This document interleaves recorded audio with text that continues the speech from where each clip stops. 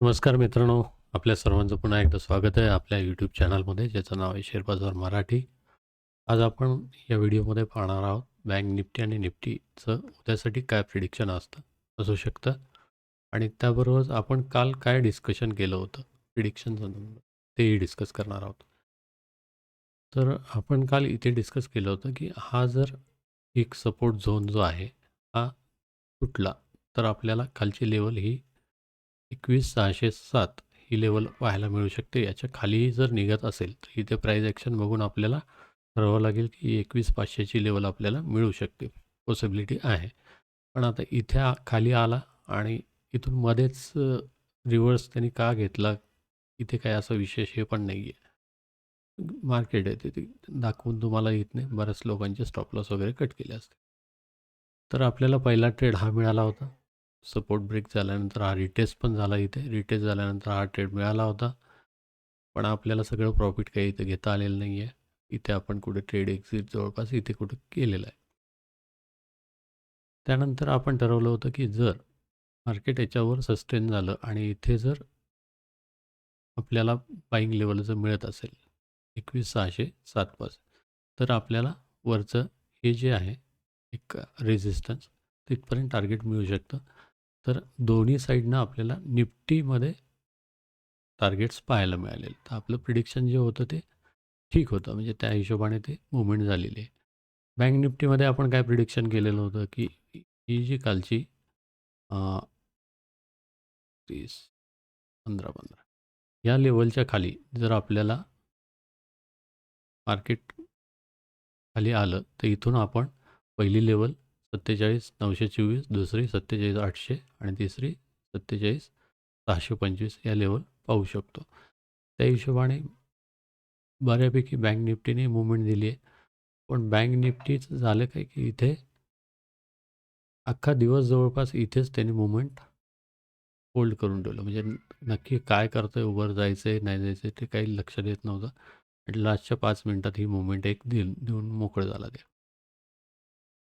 तर आता उद्यासाठी काय? उद्यासाठी पहा आता निफ्टीमध्ये हा एक रेझिस्टन्स झोन बनलेला आहे. इथे एक कॅन्डल पण झालेली आहे रिव्हर्सल. जर मार्केट इथं निफ्टीचं फ्लॅट ओपन झालं आणि ह्या लेवलच्या खाली म्हणजे लेवल आपण मार्क करून ठेवू एखादी.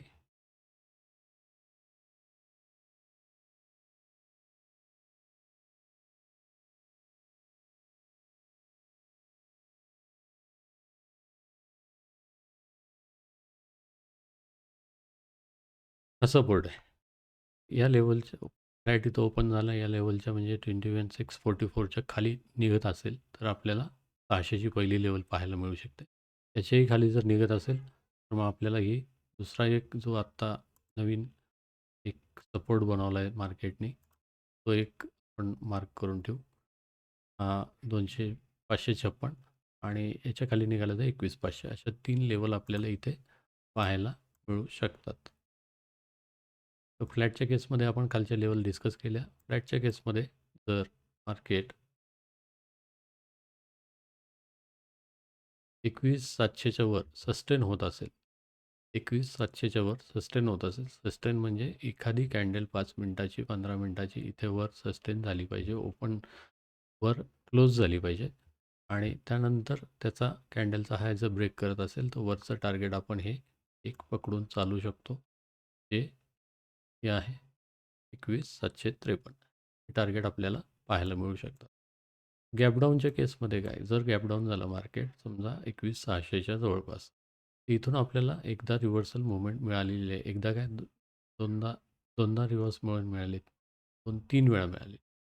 तर इथून जर रिव्हर्स घेत असेल 21,600 पासून, तर आपल्याला एक कॉल साईडचा प्लॅन बनवता येईल आणि समजा ह्याच्या खाली जर रिव्हर्स म्हणजे खाली क्लोज करत असेल 21,600च्या खाली जर क्लोज करत असेल, तर 556ची एक लेवल आहे आणि त्याखाली दुसरी जी आहे ती 21,500 या 2 लेवल आपण गॅपडाऊनच्या केसमध्ये पाहू शकतो.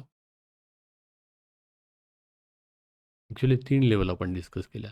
जर गॅपडाऊन इथे झाला, रिव्हर्स होत असेल, तर इथून आपण कॉल साईडची मूव्हमेंट घेणार आहोत. पहिलं टार्गेट आहे 21,647, दुसरं आहे 21,680.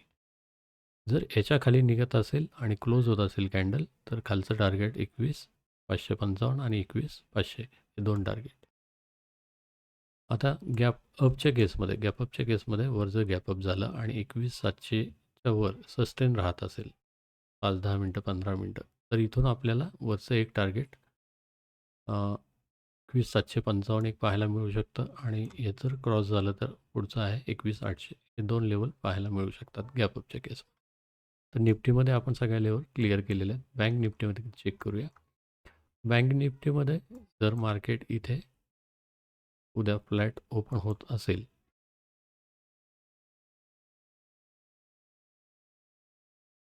फ्लॅट ओपन झालं आणि ही जर लेवल ब्रेक केली तर पहिलं टार्गेट पाहायला मिळू शकतं 47,626. त्याच्या खाली जर निघत असेल तर 47,400 किंवा मध्ये एक लेवल इथे मध्ये लेवल एक मिनटं चेक करूया आपण. 500ची एक लेवल असली पाहिजे इथे. इथे एक लेवल मार्क करून घेऊ आपण. एक राऊंड नंबर आहे हा सोडता कामा नये.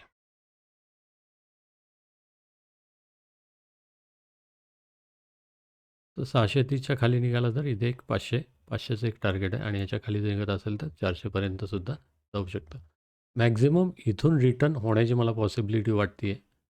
47,630 तुम्ही पाहिजे तर नोट डाऊन करून ठेवा. इथून जर मार्केट खाली आलं आणि इथून 47,630 पासून जर रिव्हर्सल घेत असेल तर आपण इथून कॉल साईडचा एक कॉल रिस्क घेणार आहोत. त्याचं टार्गेट असेल पहिलं 47,700, दुसरं 47,800 आणि याच्यावर निघालं तर मग चांगलंच आहे. वरची लेवल आणखीन पाहायला मिळू शकते. मी असं का म्हणतो आहे की ही जी लेवल आहे ती जवळपास 0.5 पिप रिट्रेसमेंटची लेवल आहे. रिट्रेसमेंट 0.5च्या जवळपासची लेवल आहे. त्यामुळे इथून प्रोबेबली एखाद्या वेळेस रिव्हर्स मार्केट 0.5 नाही 0.618 618ची लेवल आहे. इथून एखाद्या वेळेस रिव्हर्स होण्याचे चान्सेस आहेत. त्यामुळे जरी मार्केट खाली आलं तरी इथून काय मुवमेंट रिॲक्ट करते त्याच्यावर सगळं खेळ उद्याचा डिपेंड राहणार आहे. तर मार्केट जर उद्या फ्लॅट ओपन झालं आणि वर निघायला लागलं तर वर निघत असेल तर इथे एक आता सपोर्ट झोन असं नाही म्हणता येणार किंवा क्रिएट बघूया आपण एकदा चेक करून बघू.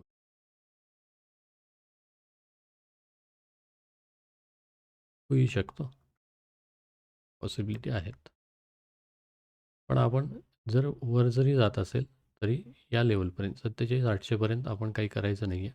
या ठिकाणी मार्केट काय रिॲक्ट करतं आहे त्याच्यावर आपण कॉल घ्यायचा. इथून जर रिटर्न घेत असेल तर आपण पुट साईडचा कॉल घ्यायचा आणि इथून जर वर जात असेल तर हा ॲक्च्युली एक झोन जो आहे आज दिवसभर जो आहे हा नो ट्रेडिंग झोनसारखा झालेला आहे हा 1,200 पॉईंट. त्यामुळे इथे काय डिसिजन घेता येईल असं वाटत नाही आहे. तरी पण याच्यावर जर क्लोज होत असेल तर एक कॉल साईडचा रिस्क तुम्ही घेऊ शकता ज्याचं टार्गेट 924पर्यंत होऊ शकतं. याच्यावर जर ब्रेक झालं तर 48पर्यंत 48,000पर्यंत एक दुसरं टार्गेट आणि नंतर ह्याच्यावर 48,050पर्यंत एक टार्गेट पाहायला मिळू शकतात.